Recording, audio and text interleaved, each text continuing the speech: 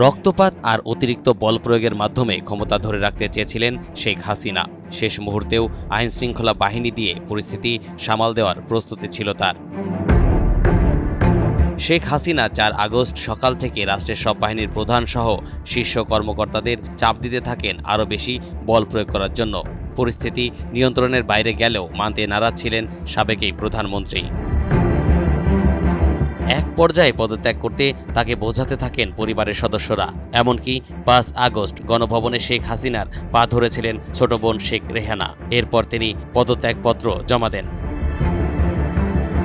রোববার আন্তর্জাতিক অপরাধ ট্রাইব্যুনালে এক তদন্ত প্রতিবেদনে এসব তথ্য তুলে ধরেন চিফ প্রসিকিউটর মোহাম্মদ তাজুল ইসলাম। ট্রাইব্যুনালের বিচারকদের সামনে লিখিতভাবে এ তথ্য পড়ে শোনান তিনি। তাজুল ইসলাম বলেন, দেশ ছাড়ার আগে ৫ আগস্ট সকাল ১০টা থেকে প্রায় ১ ঘন্টা রাষ্ট্রীয় বিভিন্ন বাহিনীর শীর্ষ কর্মকর্তাদের চাপ দিয়েছিলেন শেখ হাসিনা।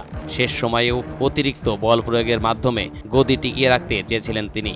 পরিস্থিতি একেবারে নিয়ন্ত্রণের বাইরে, সেটি মানতে চাচ্ছিলেন না। পরে পরিবারের সদস্যদের কথায় তড়িঘড়ি করে পদত্যাগ করে সামরিক হেলিকপ্টারে বোন শেখ রেহানাকে নিয়ে দেশ ছাড়েন শেখ হাসিনা।